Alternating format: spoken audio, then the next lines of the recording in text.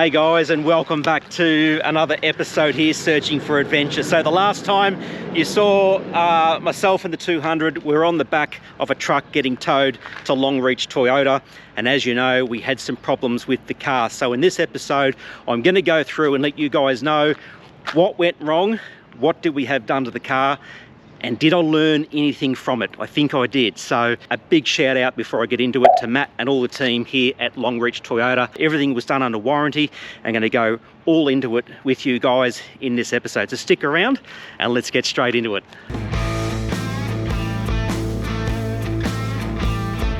So with the injectors, what's the history of the vehicle? So first of all, it's a 2019 Toyota Landcruiser 200 series, which most of you guys know that, and it's done just on 80,000 kilometers now. But what I haven't mentioned is about 7 months ago, it came up with an injector code at the start of the year. So when this injector code come up, I had about maybe 68, 70,000 Ks on the Landcruiser, and bear in mind, it was only about 2.5 years old. So I popped in and saw my local mechanic. He came out, put his scan tool over the 200, and it was then that he first said, look, hey, look, there's an injector code that's come up. This is before I had my own scan tool. So he, my local mechanic, he cleared the code. And his advice to me was basically, look, keep an eye on it.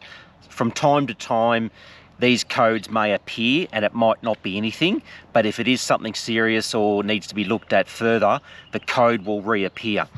Then what I did after I left my mechanic, I went straight across the road to Toyota and told them or asked them if I could maybe book the car in or if I could have someone look at it now. I said it's just done a code. And I said, my mechanic has cleared the code, and they told me that they couldn't help me and said, you'll need to come back when it's presenting the code on the vehicle, which at the time I was a little annoyed because as far as I'm aware, and correct me if I'm wrong, and from what I've been told and from what we had learnt, the code, if you clear the code, it's actually still there. I think Toyota can still see that it's there. It's only if you disconnect the battery that it will clear all those codes that have been presented. I might be wrong, as I say, I'm no mechanic and I'm just having a crack. So anyway, I was annoyed that sort of Toyota wouldn't look at it or I couldn't book it in. Fast forward about 7 months and we're doing a trip to Cape York. And over that 7 months, I'd almost forgotten that I'd had that code come up. I'd pretty much forgotten about it. As you know, if you'd been watching our Cape York series, obviously on the way to the Cape, we got the code a couple of times. We end up buying a scan tool, so we were able to see the actual code. We could look it up. We got a bit of an understanding of what it was. We rang a few mechanics.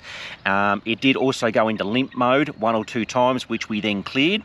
So when we got to Cairns, Toyota, it was a Monday morning. They were very busy. We obviously did not have a booking, but they were generous enough to send out a mechanic to have a quick look at the car and put his scan tool over the computer on the car. And the fault code was there when he put the scan tool over the car. So obviously it came up the same code that we had been seeing with our scan tool. So the advice from the technician there at Cairns Toyota was, well, that we probably need to get the car booked in so it can be properly assessed. The issue that we had with that was the fact that we were heading up to Cape York and our trip had been cancelled 2 times prior. I made the call to keep going up to the Cape, so that's exactly what we did. The mechanic in Cairns basically told us that it's most likely bad fuel or a little bit of moisture or water in the fuel of some sort. And I'm learning a little bit more about injectors, and it seems to be a common comment that there's dirty fuel or some sort of moisture or water that's playing up with these injectors. And again, I'm not a mechanic, so I don't really know what I'm talking about. But anyway, so from there, we obviously continued up to Cape York. We drove a further 800 kilometres without the fault code coming. And then obviously on the overland telegraph track, we had the code present itself maybe 4 or 5 times. Mick drove all the way back down to Cairns, 1,000 kilometres, no fault code. We then made our way all the way out to Winton in Western Queensland. We were on our way out to the Northern Territory to do the Simpson Desert, the Hay River Track. So we did a further 800 kilometres, give or take, I think, from Cairns to Winton. So 1,800 kilometres, no fault code. So we were feeling fairly confident. Then obviously on the morning heading out of Winton towards Boulia and the Northern Territory border, the fault code came back up. We cleared the code. However, in this instance, we cleared the code with the scan tool. As soon as I restart the car, the code came back up. We now got to a point where, okay, we can't really get around this anymore, and it went into limp mode, and we ended up obviously limping back into Winton and then getting it towed to Longreach.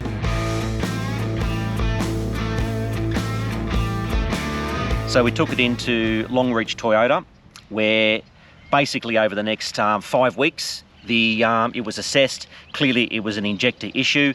The warranty, because the car is under warranty, the car is only 3 years old, so it was approved by Toyota to have the new injectors fitted. Long story short, the whole process took about 6 weeks to get approval for Toyota in Longreach to find the time to get it done, and also get the injectors sent all the way to Toyota.